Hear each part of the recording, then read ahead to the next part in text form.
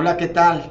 Muy buenas noches. Es un gusto estar nuevamente con ustedes para nuestra clase de Nombres de Cristo. La semana pasada tomamos un buen tiempo para introducir hacia esta materia y vamos a hacer hoy un pequeño repaso en relación a lo que vimos la semana anterior y ya desarrollaremos, si nos da el tiempo, algunos otros nombres de Cristo, pero por lo menos vamos a desarrollar uno más el día de hoy. Así que antes de que podamos iniciar, quiero invitarte a que nos acompañes a orar, a dar gracias a Dios por este tiempo y también a pedirle al Señor su guía para que Él no solamente habla nuestra vida, sino que también Él pueda satisfacer cada una de nuestras necesidades. Vamos a orar, te invito en esta tarde. Señor, te damos gracias en esta hora por la oportunidad que nos das de estar juntos en este lugar o a través de esta transmisión. Queremos, Señor, agradecerte por tu fidelidad, por ver cómo tú, Señor, obras alrededor de nuestra vida. También en esta hora queremos poner en tus manos y rogarte para que tú fortalezcas a las personas que están laborando en los hospitales, en las clínicas o en el cuidado de aquellas personas que están con enfermedad del COVID-19. Pero también, Señor, te rogamos por aquellos que están infectados y también aquellas personas que tienen otro tipo de padecimientos. Sabemos que hoy la mayoría de las personas está enfocada en esta enfermedad, pero también los que ya tenían otro tipo de enfermedad tienen la necesidad de ser atendidos. Te rogamos que tú también suplas para ellos cada necesidad, fortalezcas, también proveas de los tratamientos adecuados. Y te rogamos, Señor, que también tú guardes a las familias de los médicos, enfermeras y cada uno del personal que labora en los hospitales y en las clínicas.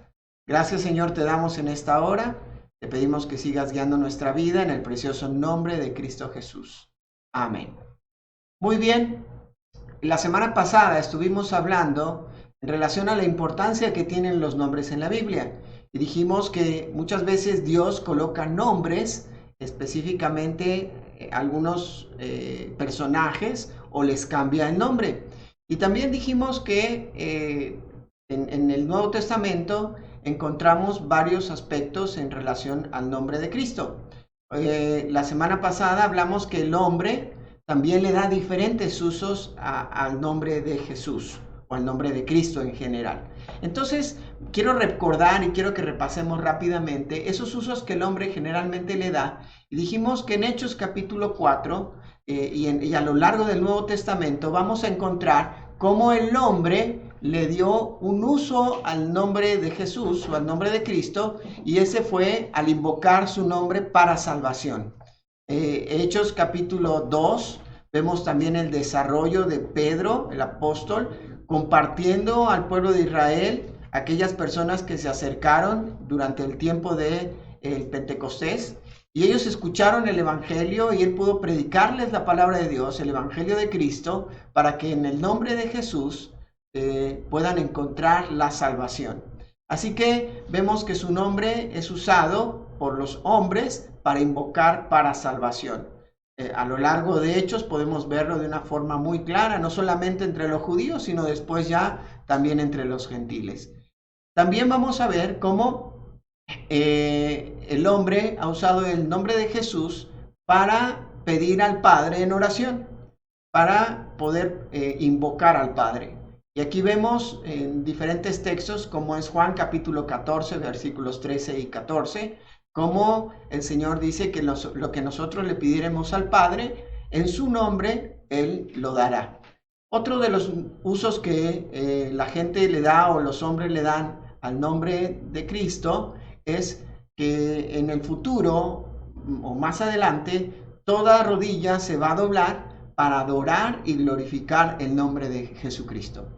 La carta que escribe el apóstol Pablo a los hermanos en Filipos, en el capítulo 2, versículos del 9 al 11, nos dice que toda rodilla se doblará y toda lengua confesará que Jesús es el Señor.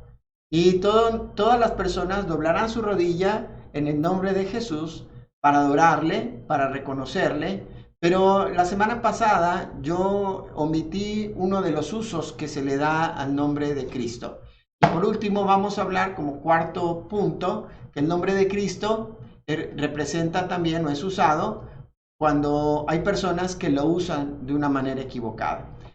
Les invito a que puedan abrir su Biblia en Mateo capítulo 24 y en el versículo 5. A partir del versículo 3 vamos a encontrar las señales de los últimos tiempos y vamos a ver cómo muchos hombres darán un mal uso al nombre de Jesús. Dice ahí, y estando él sentado en el monte de los olivos, los discípulos se le acercaron aparte diciendo, dinos, ¿cuándo serán estas cosas y qué señal habrá de tu venida y el fin del siglo?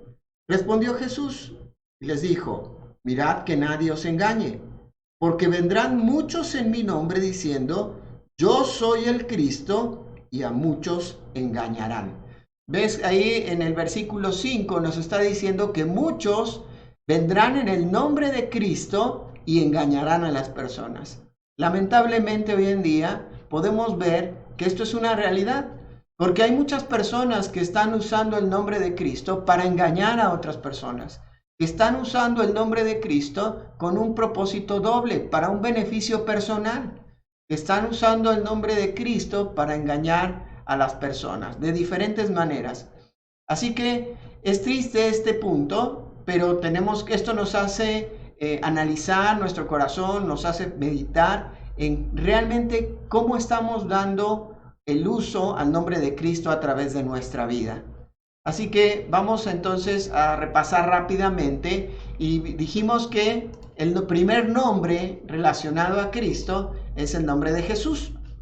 Dijimos que este nombre es del griego Jesús y es la forma del hebreo Yeshua y su significado original es Yahvé salva o Jehová es el que salva. Dijimos que este nombre fue designado, ¿verdad?, de una manera divina porque él salvará a su pueblo de sus pecados. Esto lo encontramos en Mateo capítulo 1, versículo 21 y también lo vemos en Lucas capítulo 1 y versículo 31. Pues explicamos un poquito más extenso acerca de este nombre, Dios, el Señor, que se había manifestado en el Antiguo Testamento, Yahvé o Yahweh, como también habíamos mencionado en la clase de nombres de Dios, el Señor, Él se manifiesta ahora ofreciendo salvación en medio de un momento complicado para el pueblo de Israel. Y en realidad vamos ahora al segundo nombre. En realidad en la escritura como nombre personal solamente aparecen dos nombres para Cristo. Después aparecen muchos títulos o también se relaciona con otro tipo de palabras, pero especialmente vamos a ver el segundo nombre con el que se conoce a Cristo y este es el nombre personal de Emmanuel. Así que a través de este nombre, ahora en su pantalla va a aparecer un poco más acerca en relación a este nombre, viene del hebreo Immanuel, literalmente significa Dios con nosotros. Tanto Isaías como Mateo afirman que el Cristo que nacería en Belén sería Dios mismo, quien vendría a la tierra en forma humana para vivir entre su pueblo. Esto lo encontramos en algunos textos como Isaías capítulo 7 y versículo 14. Nos dice la escritura, por tanto, el Señor mismo os dará señal, y aquí que una virgen concebirá y dará a luz un hijo y llamará su nombre Emmanuel. Ahora, esto es interesante porque aparece 3 veces únicamente el nombre de Emmanuel en la Biblia, 2 veces en el Antiguo Testamento y 1 vez en el Nuevo Testamento. El siguiente pasaje en el Antiguo Testamento donde aparece este nombre Emmanuel es en Isaías capítulo 8 y versículo 8. ¿Lo leemos? Dice así, y pasando hasta Judá, inundará y pasará adelante y llegará hasta la garganta y extendiendo sus alas, llenará la anchura de tu tierra, oh Emmanuel. Ahora, en este texto es importante que nosotros podamos entender una verdad. Tanto en el texto del capítulo 7 como en el texto del capítulo 8, vamos a ver que hay un momento importante. En este momento, tanto el rey Peca, que era el rey del norte o el rey de Israel, se había aliado con el rey de Siria. Y en esta situación o en este momento, en el capítulo 7, le es anunciado al rey de Judá, a Acaz, que sería atacado por estos dos reyes. Y dice la escritura ahí en el capítulo 7 que este rey Acaz, junto con su familia, temblaba como tiemblan los árboles en medio de una tormenta. Ellos se asustaron en gran manera porque pensaron que iban a ser extintos por estos reyes, y realmente hubo mucho miedo de parte de ellos. Sin embargo, Dios envía al profeta Isaías, y el profeta Isaías viene y les dice que Dios los va a cuidar. E incluso les dice, tú no te preocupes porque vendrá por parte mía, por parte de Dios, un niño, y ahí da las características de lo que leíamos en el capítulo 7, en el versículo 14, que una virgen concebirá y dará a luz un hijo y llamará su nombre Emmanuel.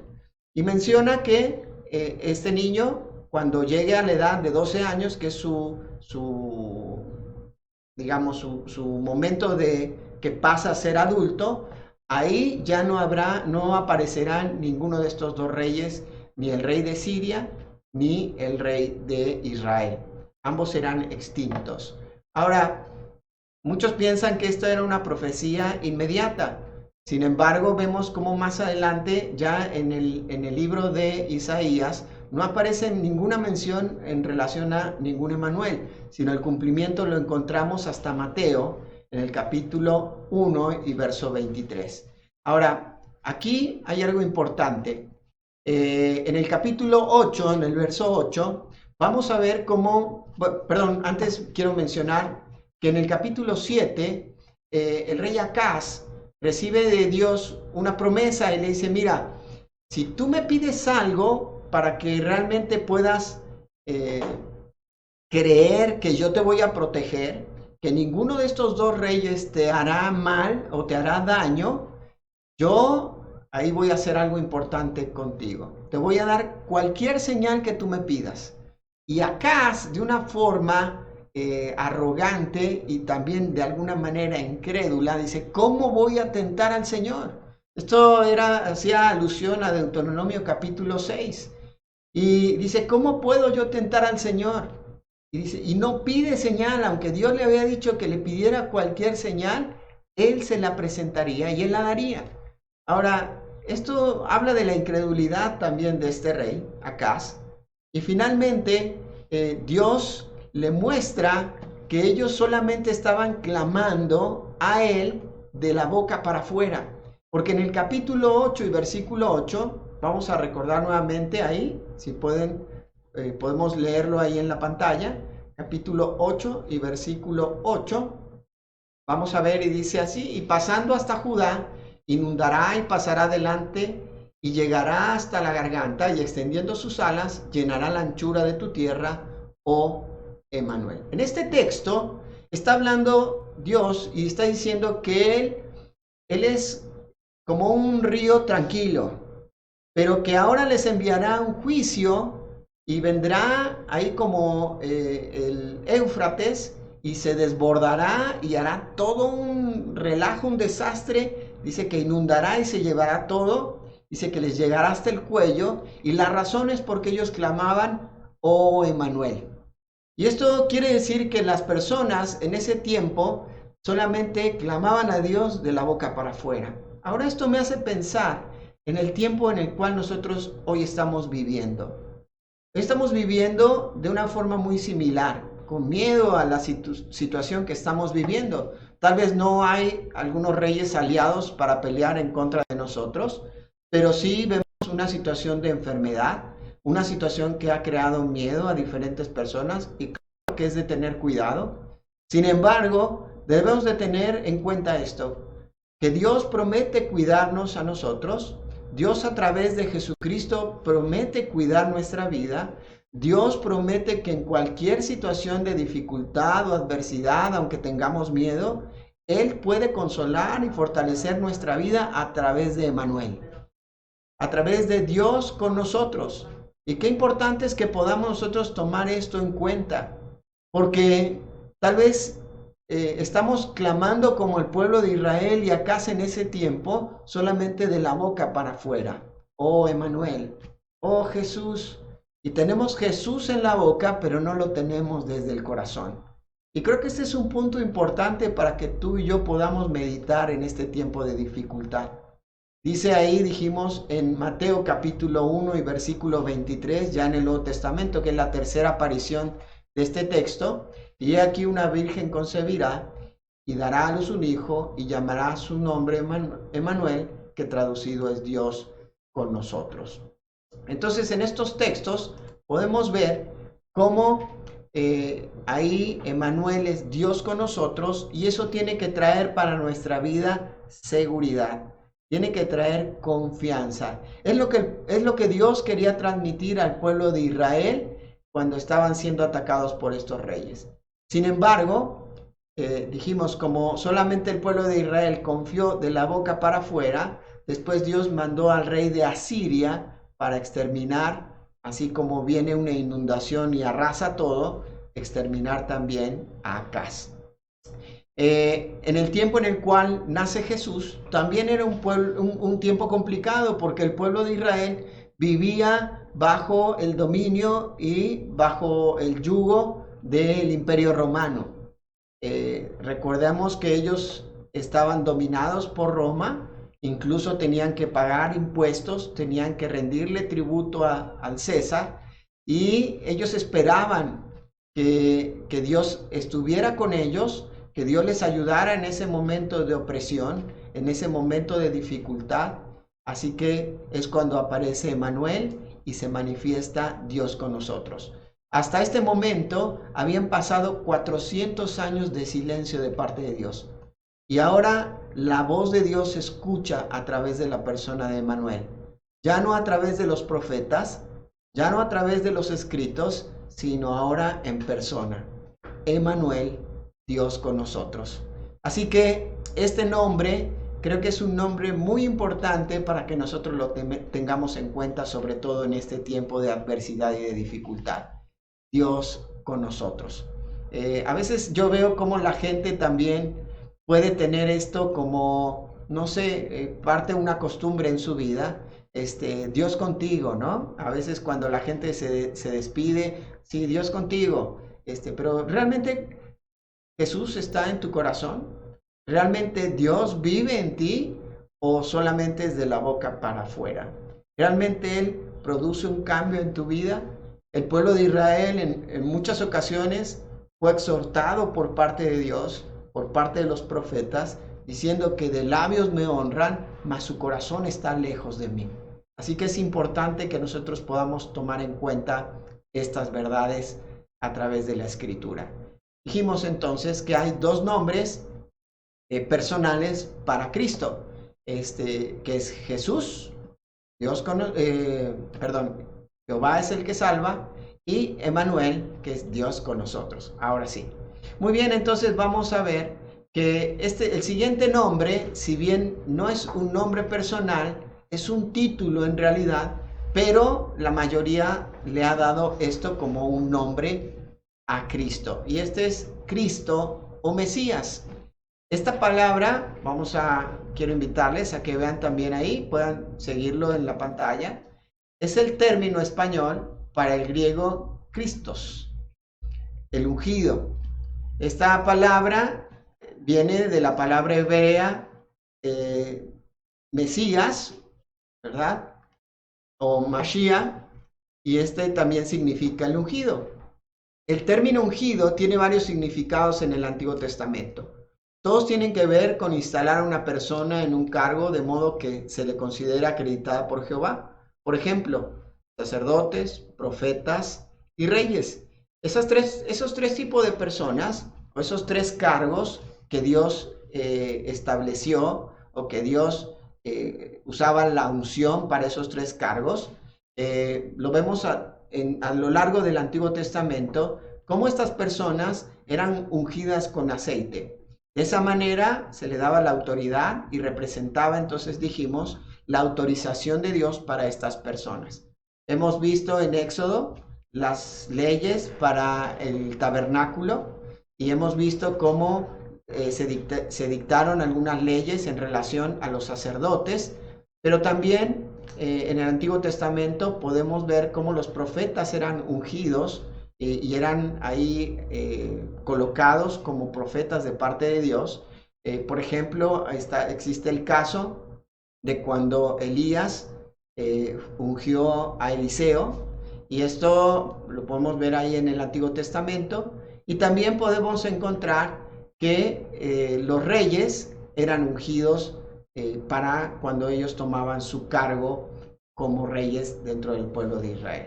Ahora me gustaría que podamos ver algunos textos, así que vamos a 2 de Samuel, ahí en el capítulo 7 y versículo 16.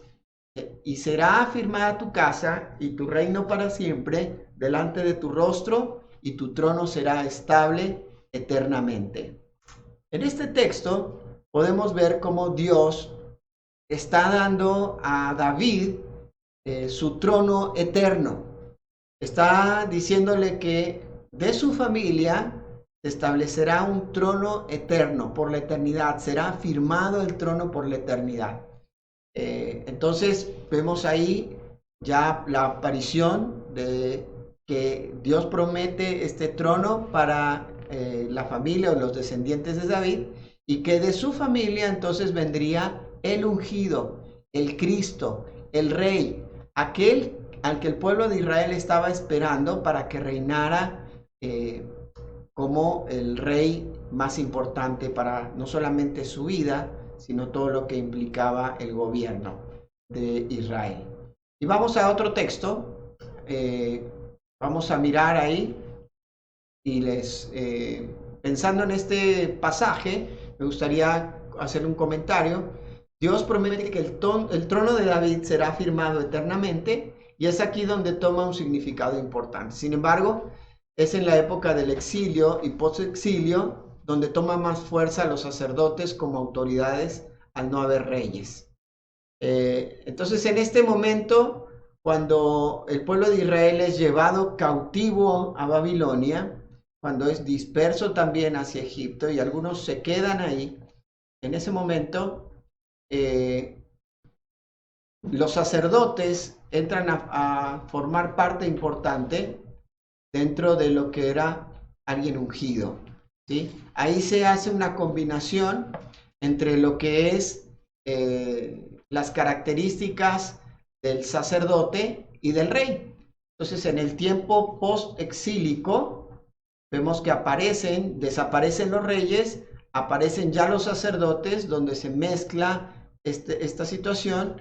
Entonces, ambos con características de personas que eran autorizadas por Dios como ungidos, y vemos cómo toma parte ahora, o son parte importante dentro del pueblo de Israel. Ahora, en el Nuevo Testamento ya vemos cómo hay una gran combinación entre estas situaciones, y vamos a ver algunos textos también. En Mateo capítulo 16 y versículo 16, vemos cómo Pedro puede reconocer a Jesús cuando Jesús les pregunta, estos dicen que yo soy el Cristo, ¿y ustedes quién dicen que soy? Y Pedro le responde, respondiendo Simón Pedro dijo, tú eres el Cristo, el Hijo del Dios viviente. Entonces ahí podemos ver cómo Pedro estaba reconociendo a Jesús como el Cristo, como el ungido del que venían hablando desde el Antiguo Testamento, en los salmos, en los escritos, en los profetas, y aquí vemos cómo él reconoce que Jesús era el Cristo. Aunque algunos comentaristas consideran que Pedro simplemente estaba mencionando o reconociéndole al Cristo también, no desde lo más profundo de su corazón, sino como aquel que estaba siendo el líder que el pueblo de Israel necesitaba en ese momento para salir de la esclavitud, del cautiverio que tenían de parte del Imperio Romano o del yugo en el que se encontraban por el pueblo o el Imperio Romano. Pero vamos a ver también en Hebreos lo que nos dice el escritor de esta carta, y en el capítulo 9 y versículo 14 dice lo siguiente: cuanto más la sangre de Cristo, el cual mediante el Espíritu Eterno se ofreció a sí mismo sin mancha a Dios, limpiará vuestras conciencias de obras muertas para que sirváis al Dios vivo. Y en este texto entonces ya vemos una combinación, no solamente de aquel que tenía que venir para gobernar, sino también ya vemos en Hebreos cómo hay una combinación en relación al carácter sacerdotal de Cristo. ¿Se acuerdan? Había tres personajes principales en los cuales Dios autorizaba que ellos fueran colocados en ese puesto y que se utilizaba para ellos la costumbre de ungirlos. Primero, dijimos, era el sacerdote, el rey y el profeta. Así que en el Nuevo Testamento vamos a ver cómo ya se embona cada uno de estos en la persona de Jesucristo, en su carácter de rey, en su carácter de profeta, pero también en su carácter de sacerdote. Y esto me encanta porque aquí toma una mayor amplitud el nombre de Cristo. Aquí podemos verlo de una forma más plena y podemos encontrar en él toda la autoridad de Dios como el ungido de Jehová. No solamente en su carácter de rey, dijimos, sino también como sacerdote y también como profeta. Vamos a ver otro texto que está en el Nuevo Testamento, así que vamos a Lucas en el capítulo 24 y versos 46 y 47. Dice así la palabra de Dios. Y les dijo: así está escrito, y así fue necesario que el Cristo padeciese y resucitase de los muertos al tercer día, y que se predicase en su nombre el arrepentimiento y el perdón de pecados en todas las naciones, comenzando desde Jerusalén. Y aquí ahora vemos al Cristo resucitado y vemos qué importante es la resurrección de Cristo para nosotros hoy en día. Y vemos cómo ahí el autor, entonces, Lucas, expresa cómo Jesucristo o cómo Cristo se expresó a sus discípulos y les anunció que él resucitaría también. Vamos a entonces, dijimos ahora otro texto, en Primera de Pedro, les invito a ir ahí, vamos a observar Primera de Pedro, capítulo 4, versículos 14 al 16. Dice: amados, no os sorprendáis del fuego de prueba que os ha sobrevenido, como si alguna cosa extraña os aconteciese, sino gozaos por cuanto sois participantes de los padecimientos de Cristo, para que también en la revelación de su gloria os gocéis con gran alegría. Si sois vituperados por el nombre de Cristo, sois bienaventurados, porque el glorioso Espíritu de Dios reposa sobre vosotros. Ciertamente de parte de ellos Él es blasfemado, pero por vosotros es glorificado. Ahora, a través de este pasaje vemos cómo entonces este nombre se magnifica y nos muestra de una forma muy clara la amplitud de lo que significa Cristo y de lo que significa para nosotros la vida cristiana o el hecho de estar en Cristo. Vemos que el Cristo que venía para interceder por nosotros, dio su vida como un sacrificio vivo y por su sangre, por la sangre de Cristo, nuestros pecados son perdonados. Pero también vemos aquel profeta que anunciaría lo que vendría. Y por último vemos al rey que desea gobernar en nuestra vida y en nuestro corazón. Nos muestra que el creer en Cristo y el seguir a Cristo va a implicar algo importante en nuestra vida: identificarnos con su sufrimiento o su padecimiento. Y así que es importante que nosotros podamos saber que para poder vivir la vida cristiana, para poder seguir a Cristo y ser como Cristo, yo también debo de tener en mi vida el padecimiento de Cristo. Esto habla de que la vida cristiana no es que sea sufrida. La vida cristiana, Jesús mismo prometió que en Él habría vida y vida en abundancia Sin embargo, es necesario para que Dios saque lo mejor de nuestra vida, entonces podamos padecer igual que Jesucristo. Ahora, esto glorificará a Cristo, pero también glorificará al Padre. Así que esto nos abre todavía un panorama más amplio de lo que es Cristo. Cristo es todo. Y hoy meditaba en esta verdad y pensaba, si Cristo no es todo en nuestra vida, nosotros no somos nada. Si Cristo no es todo en mi vida, entonces no soy nada. Así que yo quiero invitarte a que tú pienses y medites en esta gran verdad. Cristo, en Él se halla todo.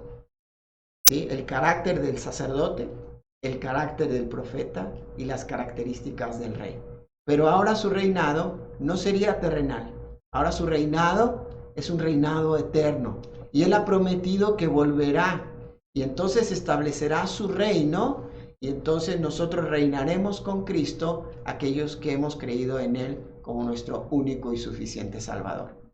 Mi pregunta entonces en esta noche es, primero, Emmanuel, ¿ya está contigo? Emmanuel, Dios con nosotros, ¿es una realidad en tu vida? ¿O solamente como en ese momento Acaz y el pueblo de Israel exclamaban, oh Emmanuel, de labios para afuera? Jesús, Cristo, ¿es una realidad en tu vida? ¿Emmanuel está contigo? ¿Está con nosotros? ¿O simplemente es de la boca para afuera? ¿Tú ya reconociste que en tu vida hay pecado, que tu pecado te separa de Dios y que necesitas el perdón de tus pecados a través de lo que Jesucristo hizo en la cruz del Calvario? ¿Por qué no hoy le dices, Dios, reconozco que he pecado, estoy separado de ti, que necesito tu perdón? Jesús, hoy yo he decidido dejar mi pecado atrás y volverme hacia ti.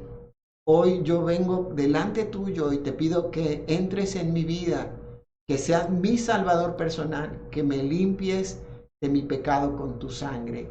Yo creo en ti como el único y suficiente Salvador y Señor de mi vida. Ven a mi corazón, ven a mi vida. Pero también quisiera hacerte esta pregunta. ¿Realmente Cristo significa lo que su nombre expresa, lo que acabamos nosotros de conocer en la palabra? ¿Significa todo para ti? ¿En Él realmente puedes hallar todas estas características del profeta, del sacerdote, del rey?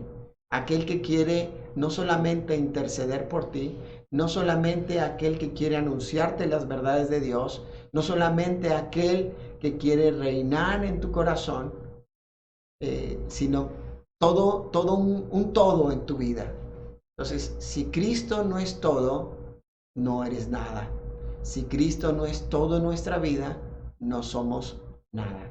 Esta también es una buena oportunidad para que hoy tú puedas decirle, Señor Jesús, Cristo, yo quiero que con todo el sentido de la palabra Cristo, ungido, Mesías, seas el que toma el control de mi vida. Sé el Cristo en mi vida. Sé el ungido en mi vida. Sé aquel que reina y gobierna completamente mi corazón. Muchas gracias por acompañarnos en esta noche. Vamos a terminar con una oración y después vamos a dar algunos avisos. ¿Me acompañan? Señor, en esta hora te agradecemos por el tiempo que hemos tenido juntos. Gracias por tu palabra y te rogamos que cada día podamos aprender más acerca de ti. Jesús, te agradecemos porque hoy podemos tomar este tiempo para conocerte de una forma más íntima y personal. Hoy te rogamos que realmente en nuestro corazón pueda ser una realidad, Emmanuel, que Dios esté con nosotros, pero también que Cristo sea el que viene a reinar a nuestro corazón, pero que realmente podamos entregarle todo nuestro ser. Queremos Jesús, queremos Cristo, que seas todo en nuestra vida. Gracias te damos en esta hora por el tiempo juntos. Te rogamos tu bendición en Cristo Jesús. Amén.